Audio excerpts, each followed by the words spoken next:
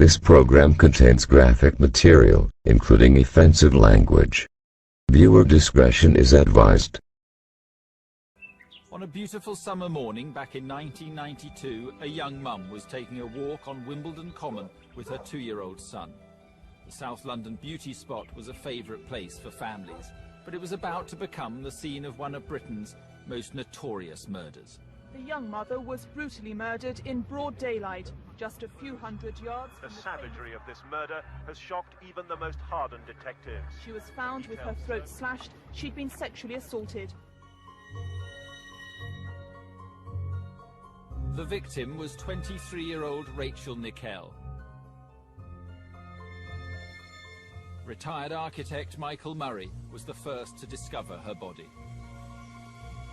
As I walked along, I noticed a pair of bare legs sticking out towards the path, and I thought, to begin with, this must be a sunbather.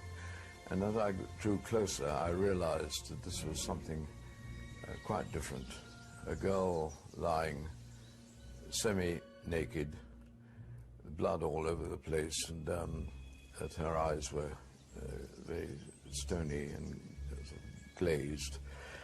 And I noticed then her small boy, about 2 years old, pulling at her arm, trying to get her to get up, because the poor little chap was crying and almost hysterical. Alex, just weeks short of his 3rd birthday, was the only witness to his mother's brutal murder. You know, it was one of those murders where I think it struck into everyone the thought that this could be anybody's daughter, anybody's wife, and it was just so, you know, it was one of those cases that really caused people, even in an environment like the Daily Mirror newsroom, to stop and say, this is absolutely dreadful. You know, how on earth has this happened? Who on earth could have done it? From the outset, there was immense pressure on the police to get a result. Just some frenzied attack on an unsuspecting woman that I've seen. One of the first things that people like me think in those circumstances is, are the police considering that this might be part of another series of attacks?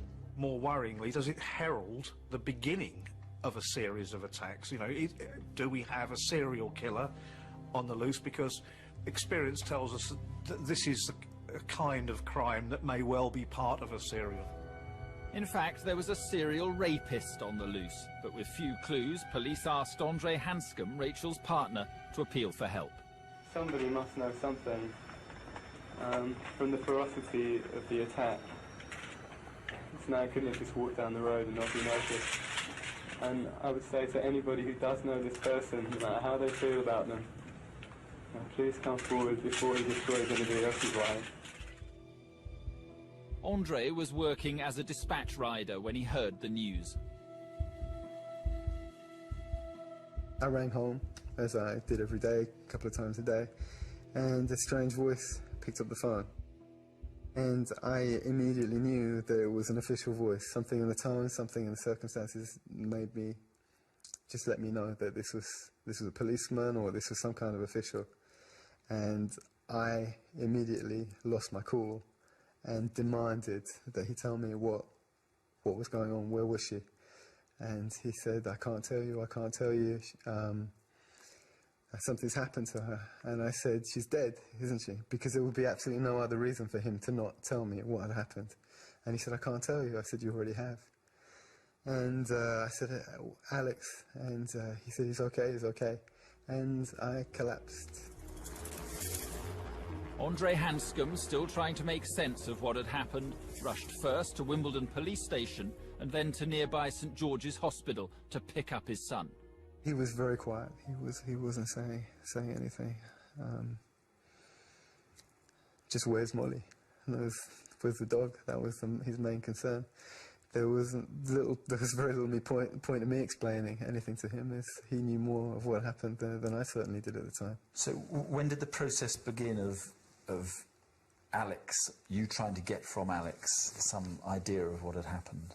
Well, that very night when Alex was asleep, when I could actually finally put him down, I had to give a full statement to the police, which was ran to several pages, which covered absolutely every detail of our life you could possibly imagine.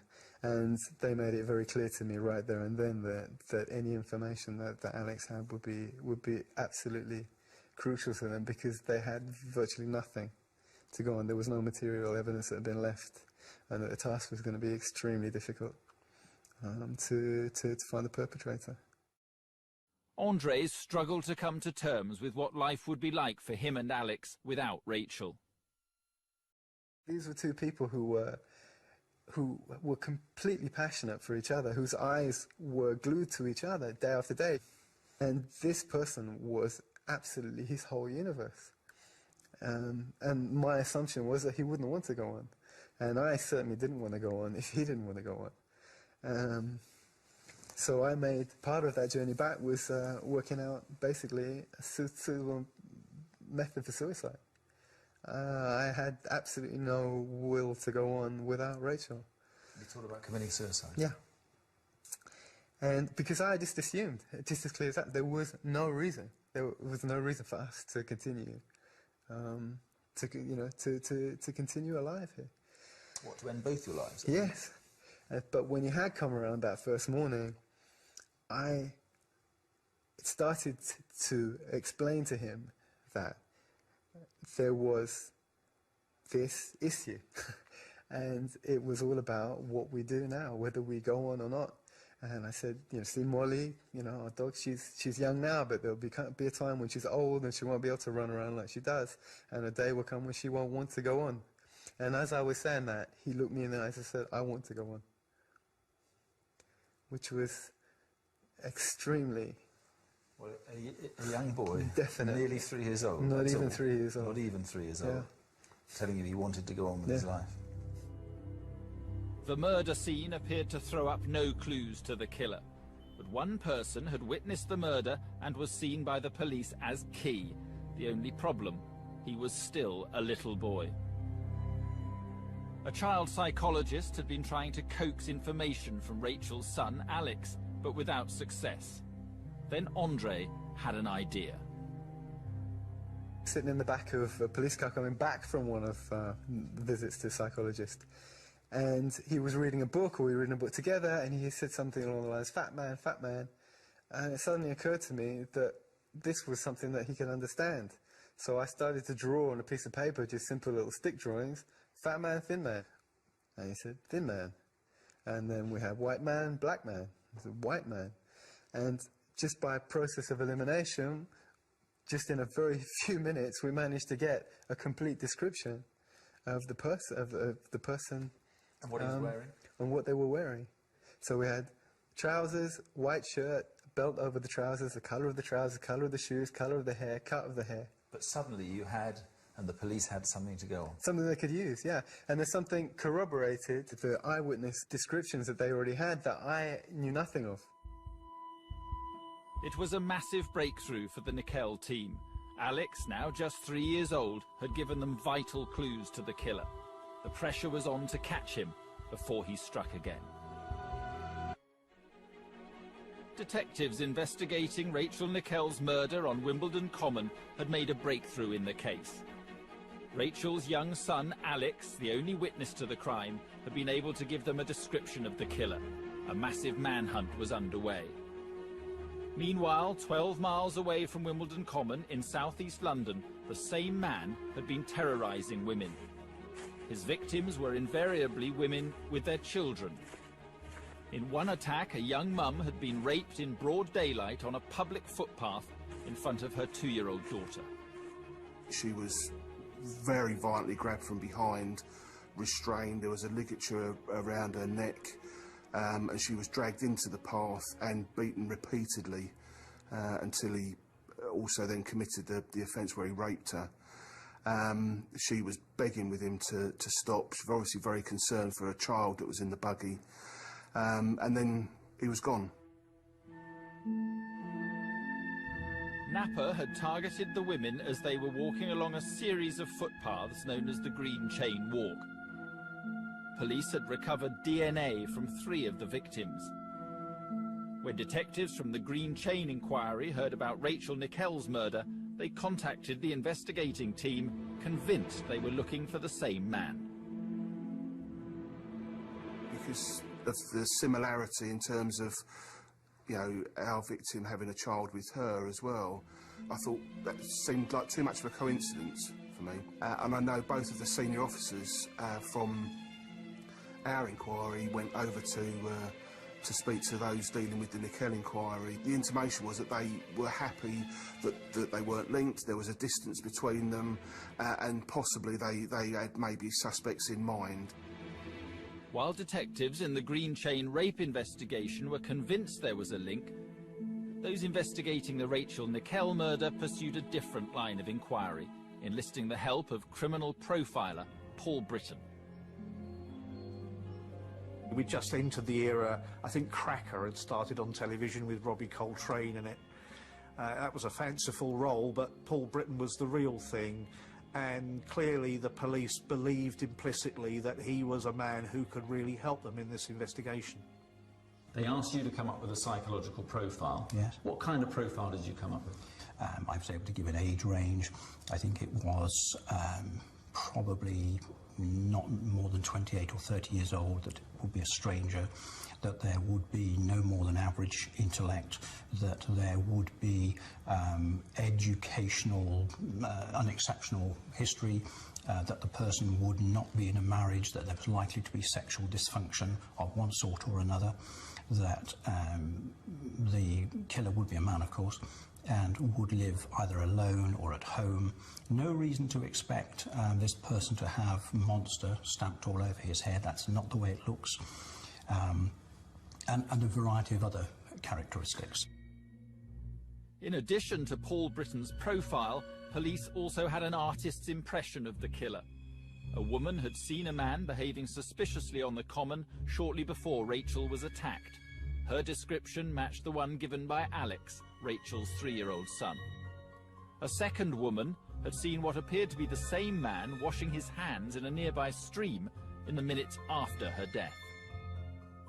When police issued this picture in a TV appeal, 4 people phoned in with the same name, Colin Stagg. He was arrested the next day.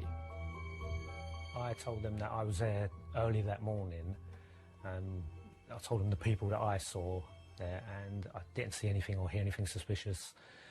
And the interrogation just went on for those 3 days.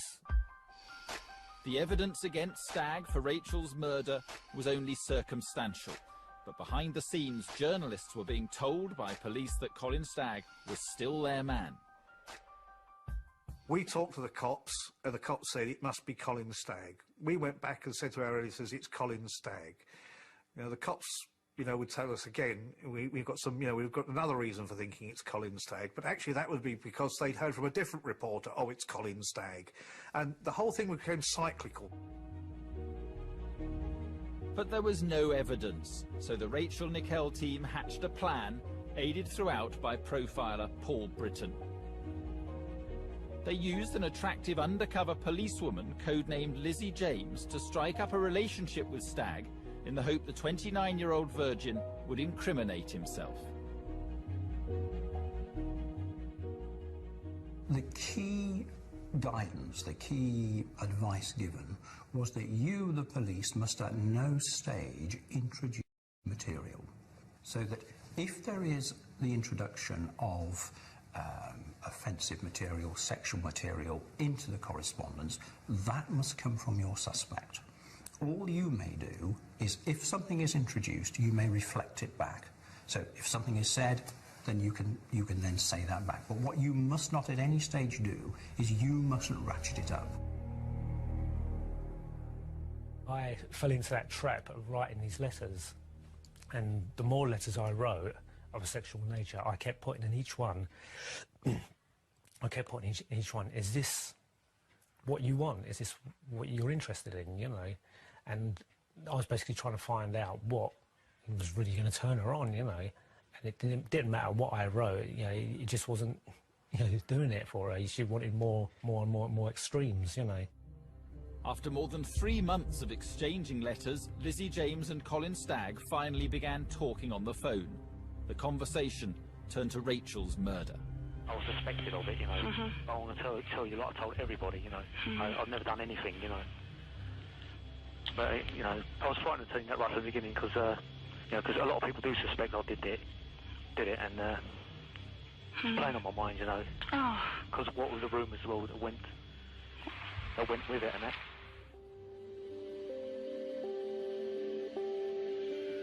The pair arranged to meet in Hyde Park. The day before, Paul Britton had sat down with Lizzie James.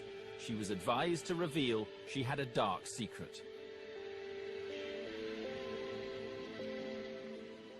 Managed to get out of her what her so-called dark secret was, and she had confessed to me, you know, that she was involved with another man who's a Satanist, and they were involved in satanic rituals, and it turned her on sexually, and she even admitted to killing an innocent woman on an altar with, you know, a pregnant woman, and then killing the baby as well. And all I kept thinking about was, well, basically, she's a good-looking woman, and that, yeah, I didn't believe a word she said, you know. I just thought she wasn't all there, she was mentally unstable.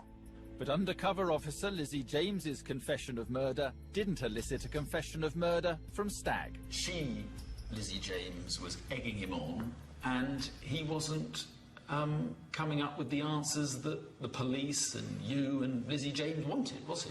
I had no answers that I wanted. I mean, it was, if you like, from a technical point of view, a matter of indifference whether or not the man gave answers that took the case forward in the police's way or eliminated. So you weren't convinced at this stage that Colin Stagg was the murderer of Rachel Nickel? My comment to the police and the Crown, the QCs and others, was that even if your suspect, Colin Stagg, goes all the way through this and at every step of the way meets every criteria that I have suggested would be present in the killer but not present in someone who isn't the killer, if every single one of those is met, that doesn't make him a murderer. But police were convinced Colin Stagg was the murderer. On August the 17th, 1993, the decision was made to arrest him. Tonight, several police forensic experts moved into Colin Stagg's neat garden in southwest London and started digging deep holes. At Wimbledon Police Station, the investigating team presented Colin Stagg with the evidence gathered during the undercover operation. You then have to look at the fantasies as they progressed as you've written to Lizzie James. The increasing deviance, the increasing domination, the increasing violence, the need to humiliate and dominate. Stagg was about to realise that the woman he had been meeting wasn't a potential girlfriend, she was an undercover policewoman. Do you remember this letter now, Paul? The man then goes over to his pile of clothes and produces some string and a knife. Up until this point in time, I had never mentioned a fantasy with a knife with you. Up until this point in time, I had never mentioned a fantasy to you. Do you remember that? And you told me the police had shown you photographs of how Rachel Nickel was lying at the time she was murdered. And you, in fact, lay down in that position. You lay down like a baby, like this. Do you remember? You curled and you had your hands like this. And you told me that her head was tilted back slightly, like this. Do you remember? Do you remember that, Colin?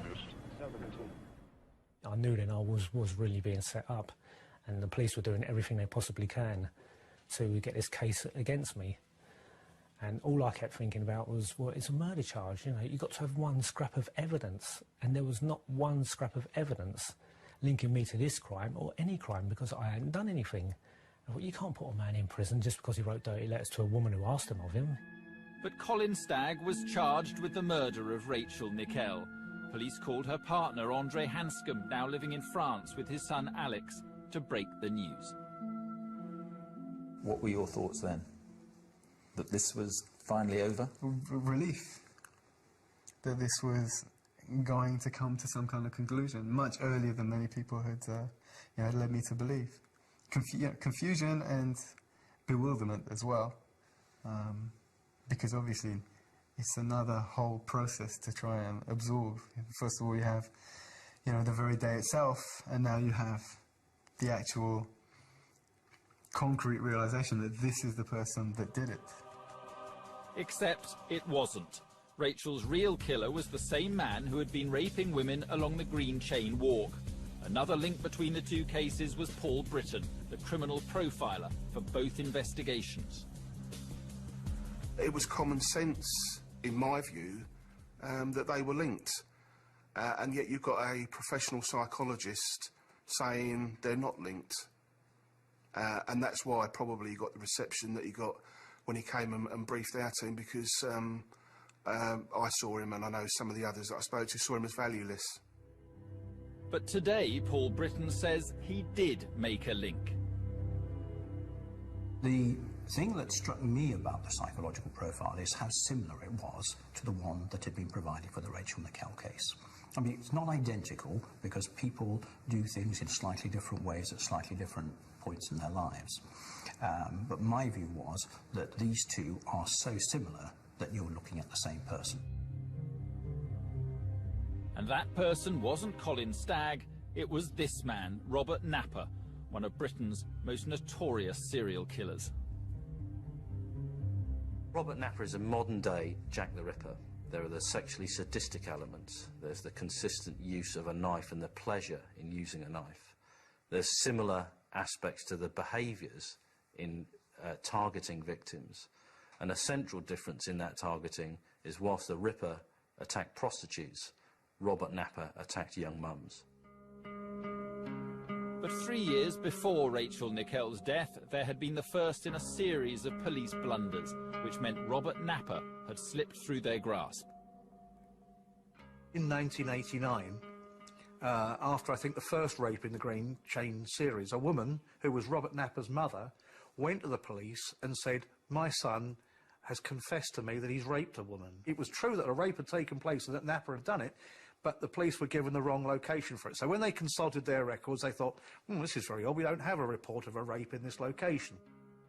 And he was about to slip through the net again, after police issued an e-fit of the Green Chain rapist in August 1992. Both a neighbour and a work colleague of Robert Napper called police. They wanted him to come into the police station to give a DNA sample. Now, had he done so, then that would have been game over. They would have known straight away that he actually was a rapist and the whole sequence of events could have been stopped. But, in fact, what happened was Robert Napper declined to come in and give a DNA sample. So once again, you know, the police in a very, what appears to be a fairly lackadaisical way, suddenly thought, oh, here's a chap who should have come in, but he's twice failed to show for appointments to do this. Well, we'll send some people round to knock on his door. So two fairly junior officers went round, knocked on his door, had a chat with him, decided there and then that anyway, on description, he looked to be 2 or 3 inches too tall to be the man being described in these rapes. And, you know, in fairly summary circumstances, they decided, well, it can't be him anyway. This catalogue of mistakes was about to cost another young mum and her daughter their lives. By the summer of 1993, the Green Chain investigation, starved of resources, was losing momentum. Meanwhile, the energies of the... This program contains graphic material, including offensive language. Viewer discretion is advised. Rachel Nickel investigation were focused on the wrong man, Colin Stagg. He was awaiting trial at Wandsworth Prison. It meant Robert Napper, Rachel Nickel's real killer, was on the loose. And he was about to kill again. Detectives investigating the murder of Rachel Nickel on Wimbledon Common thought they had found her attacker. Colin Stagg was behind bars and awaiting trial. But Rachel's real killer was planning his next attack. He'd already committed a series of rapes in the months before Rachel's death. Now, with police focused on Colin Stagg's trial, he was stalking his next victim. Samantha Bissett lived with her 4-year-old daughter Jasmine just a mile away from Robert Napper. One day she complained to her boyfriend Conrad Ellum that she'd seen a man watching her late at night. Looking back, it seems crazy that I didn't react more at the time, I suppose. Sam had actually said this one night. She looked in and there'd be someone looking in through the window. And then it didn't happen again. I made a point of being around more at the times afterwards. Weeks later, Conrad discovered a scene of unspeakable horror. As soon as I opened the door, there's a big sort of stain on the carpet, a big dark stain. I look at that and think, you know, what's going on here? And I thought, well, maybe someone's got a spill. I couldn't think what. I thought paint or varnish or something like that. And I thought, well, maybe go and try and find something to clean up with. So I went in the kitchen, and there was a cupboard in the kitchen where Sam used to keep her clothes. And that had been pulled open, all the clothes had been pulled out, and the whole kitchen floor was carpeted with Sam's clothes. I thought, well, that's just as strange as the carpet. I mean, what's going on? And I stood there for quite a while, looking at all these clothes and the stain, and thinking, oh, had been burgled or what? Didn't know what it was. And I walked from the kitchen, there's a hallway, and then I walked into the living room. And sort of Sam was there. I mean, she was mostly covered up. I didn't really see anything particularly traumatic. I read the descriptions of, you know, what Robert Napper did to her, but because he covered her up with all clothes and blankets and things, there wasn't really much to see. Just sort of her arms and legs sticking out. But I think I realised, obviously then I realised what had happened. And I thought, well, I better phone the police. And it was only when I was out of the room that it occurred to me that I hadn't seen Jasmine. I thought, is Jasmine in there? And I didn't want to go back into the room to look for Jasmine. I thought, well, no, I can stay out of that room now. So I looked in the bedroom, and Jasmine was in the bed, but there again, her duvet was covered, pulled over her, so, you know, but it didn't look as if she was breathing. Detective Superintendent Mickey Banks was one of the first officers on the scene. As I walked through the door, there was people inside the house, people that had first gone to the scene, and I walked through to the dining room, and this body was displayed. I mean, it was the most horrendous scene I've ever seen in 32 and a half years police service. It was awful. You know, it was as if a post-mortem had been conducted on this poor young girl. It was absolutely horrendous. Samantha had been stabbed to death before being mutilated. Her daughter Jasmine had been sexually assaulted and smothered. It later emerged the killer had even taken away part of Samantha's body as a trophy. Conrad, initially considered a suspect, appealed directly to the killer at a press conference soon after the murders. If you're out there, which I think you probably are, could you possibly write to me via the police or something and tell me why you did it? There were now 3 separate teams at the Metropolitan Police investigating the crimes of Robert Napper. The Rachel Nickel team had targeted the wrong man. Colin Stagg was behind bars on remand. Officers from the Green Chain team had interviewed Robert Napper but failed to get the DNA sample that would have connected him to the rapes. Now Mickey Banks at the Samantha and Jasmine Bissett inquiry wondered if their killer and the Green Chain rapist could be the same man. It was quite obvious to me and a lot of people that could our rapists have turned into a murder, which is quite a normal event for a serial killer or a serial rapist, that he progressively gets worse and worse and more violent. Mickey Banks decided to enlist the help of a criminal profiler. It was the same man who had worked on the Green Chain rapes and the Rachel Nickel investigation, Paul Britton. And exactly what Paul Britton said to us was what my officers believed was the person responsible, was a person that didn't relate to women, who was a bit of a loner, perhaps had minor previous offences before, of low intellect. And this is the normal thing that you seem to get from clinical psychologists and psychiatrists. There was nothing new to me. But armed with this profile, Mickey Banks and Paul Britton made a television appeal for information about Sam and Jasmine's murders. In an unusual move, Paul Britton appealed directly to the killer to contact him. I would also like him to tell me why it was necessary for him to harm the child as well. When you say you'd like him to tell you, I mean, he's not really likely to ring out and say, "Go speak to Paul Britton, please, and here are his answers." Or is he? I think that there is a possibility that he might want to do that. But the killer didn't call. During the early days of the investigation, Mickey Banks was not only exploring links with the Green Chain rapes, he linked up with the Rachel Nickel team at the Met.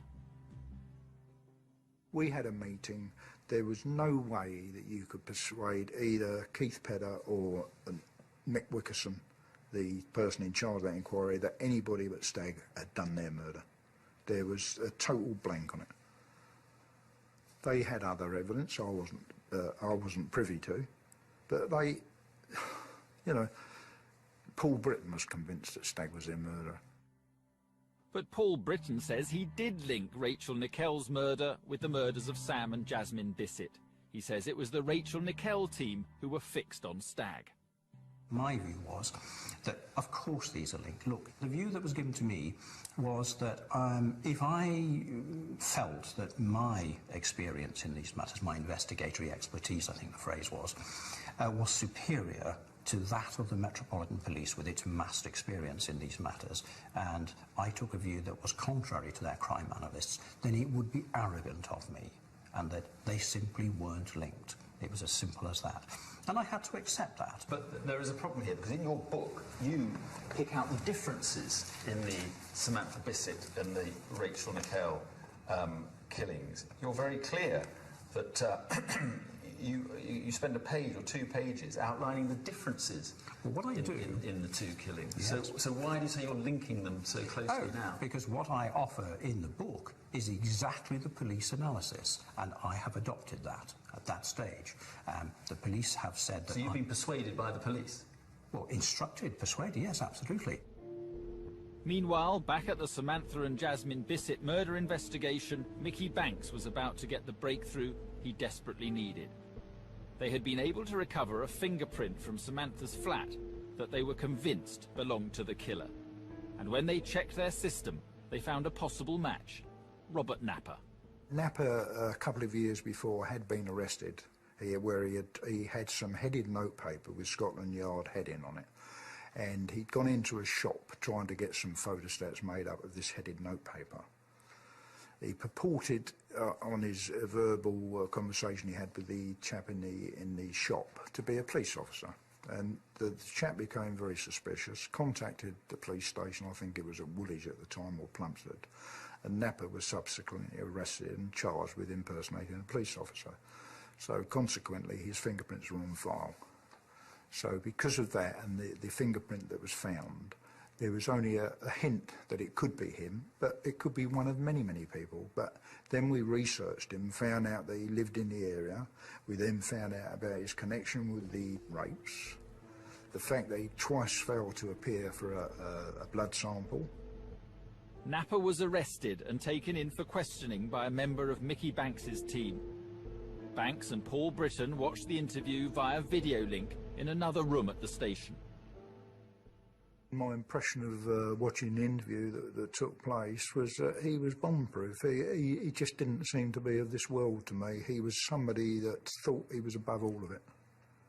A very strange, deep individual. You know, there's just something wrong with him. You could feel it by talking to him and seeing him. There was something missing. In May 1994, Mickey Banks charged Robert Napper with the murders of Samantha and Jasmine Bissett. Napper was later charged with 2 rapes and 2 attempted rapes following the attacks on the Green Chain Walk. While Robert Napper was remanded in custody, Colin Stagg was about to be released. In September 1994, the case against him was thrown out after the judge deemed the honey trap evidence inadmissible. My life has been ruined by a mixture of half-baked psychological theories and some stories written to satisfy the strange sexual requests of an undercover police officer.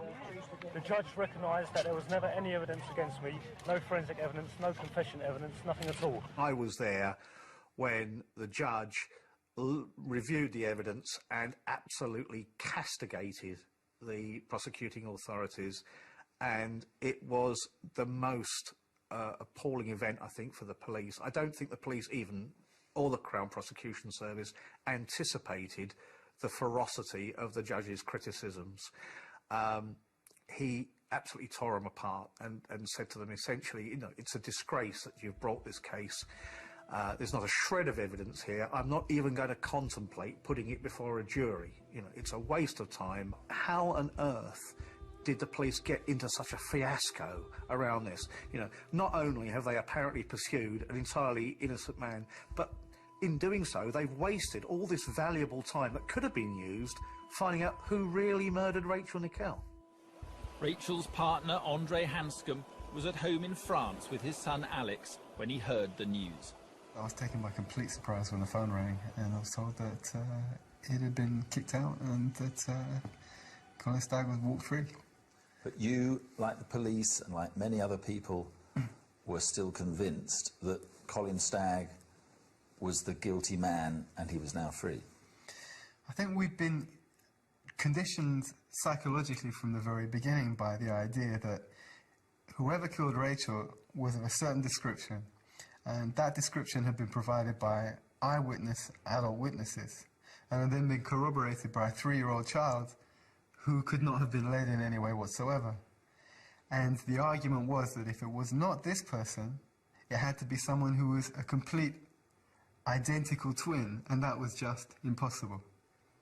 So the very fact that Stagg had been identified there was enough on top of those things to close you in to a box in which it was impossible to think that could have been any other possibility. Rachel's father also found it difficult to come to terms with the court's decision. The law has been upheld, but where is the justice? I understand that the police will now keep the files on my daughter's murder open, but they are not looking for anyone else. Colin Stagg, as far as the police were concerned, was still the man who got away with murder. I can tell you at first hand that many police officers were saying, well, Colin Stagg's a lucky boy, he's got away with it. You know, we've tied ourselves in knots here, and it's benefited him, but really and truthfully, there isn't anybody else. And I know that Colin Stagg was kept under constant surveillance for probably at least a year after that event. Back in 1994, it seemed Rachel Nickel's killer would never be identified. It would take a DNA breakthrough more than a decade later to finally bring her killer to justice. In 1995, the loner police thought had killed Rachel Nickel on Wimbledon Common was a free man. But Rachel's real killer was about to be sentenced for 2 separate murders and a series of attacks on women. A serial sex attacker was sent to Broadmoor indefinitely today for killing a young woman and her 4-year-old daughter. He admitted manslaughter on the grounds of diminished responsibility. For some, the root of Napper's offending lies in his troubled childhood in Plumstead, southeast London. Bill Peake was a classmate of the young Robert Napper. Robert was a very quiet lad, very shy lad, a bit of a loner really. He never really fitted into any of our social groups. He was very much on his own during his school years. It wasn't a school where there was particular levels of bullying, but where there was bullying, Robert was often a target of that bullying. And that bullying could be both from sort of the boys and the girls, really. So, yeah, he was a very vulnerable, very shy young lad, really. We know that Napper was taken to a psychiatrist when he was very young, and he reported to his father that the psychiatrist said, "I'm mad, Dad," and found it quite amusing. That, alongside another feature that is common in these sorts of very violent men, is that at an early age, and certainly pre-puberty, they've been assaulted by someone that's very close to them. And in Napper's case, we don't know who it was, but there are some indications that this person was someone that he trusted. It seemed that Robert Napper had got away with Rachel's murder, but a revolution in DNA technology meant that in 2004, police were able to recover his DNA from evidence gathered from Rachel's body 12 years earlier. We compared those components with a list of profiles from the top 40 suspects, and in going through we eliminated 39 of them, including Colin Stagg, but the one person that they all matched was Robert Napper. Roy Green and his team were then asked to examine a red toolbox belonging to Napper. We remembered that we'd found some red paint in the hair of Alex Hanscom, the little boy. And so we thought, well, we better compare these. And when we compared them, we found that the paint in Alex Hanscom's hair matched the paint of the toolbox. The police now knew Robert Napper was the killer. It was too much to really take in. There's now 14 years down the line, and so many of those years continually being herded along one corridor, waiting in limbo, as you say, but waiting for the phone call for when this is finally confirmed and finally put to rest, to be suddenly thrown 180 degrees the other way. After 16 years in limbo, Andre Hanscom finally got to court to see the man who killed his beloved Rachel admit his guilt. Alex and I have had to share our home with a monster. We've had to come to terms, and that monster's lost power over the years. But everything to do with his trauma, everything to do with my upset, everything to do with our relationship, everything to do with our families, everything to do with where we found ourselves, was as a direct result of an extremely powerful entity that had wreaked havoc in our lives. And it wasn't the physical manifestation, I suppose, that I expected to go together with all that we've been through. Napper pleaded guilty to manslaughter on the grounds of diminished responsibility. He was ordered to be detained indefinitely at Broadmoor Top Security Hospital, where he's been since 1995. At last, Colin Stagg received an apology from the Metropolitan Police. It is clear that he is completely innocent of any involvement in that case. And I today apologise to him for the mistakes that were made in the early 1990s. It took 16 years for Rachel Nickell's killer to be brought to justice. If the initial investigation into her death hadn't focused on Colin Stagg, could Robert Napper have been caught before he killed Samantha and Jasmine Bissett? Mr. Justice Ognall said that Paul Britton was pulling the strings. He said that this operation was sustained in constant consultation with the psychologist, the policewoman was acting under orders, and the police in their turn were being guided by the psychologist. The judge can only be guided by whatever paperwork the judge had, and it's not for me to make criticisms of the judge beyond saying it's not correct. Today, Paul Britton is a university lecturer. Colin Stagg has since received £700,000 in compensation. Lizzie James, the undercover officer, received £125,000 in an out-of-court settlement after complaining her career had been ruined by the case. Officers from the original investigation declined to take part in this programme. Andre has dedicated the last 17 years to rebuilding his and his son's lives. What sort of lad has he grown into? He's a lovely boy, but if you ask any father that, they're only going to say the same. And I think that's where my greatest satisfaction comes as far as Alex is concerned. There are many ways his life was written off. He was, the headline said, tragic tot, blighted life. This was what was expected for him. And that we've been able to turn that around, that by believing that things can be better, and that we made things different. Are you proud of what you've done for your son? I'm relieved and grateful to have been able to have got through and to have achieved what I set out to achieve. I'm very proud of him, and I'm beginning to feel proud of myself. Do you talk about Rachel much with him? I've always tried to keep it as natural, the conversations as natural as possible, that her presence is as important now as it was before, and then it become a question of taboo, a difficult subject. So yes, she gets mentioned regularly. And just finally, what's your abiding memory of Rachel? I've left the best questions to last. Her smile. Her smile. She had a wonderful smile, and the smile was full of intelligence and good humour. This program contains graphic material, including offensive language.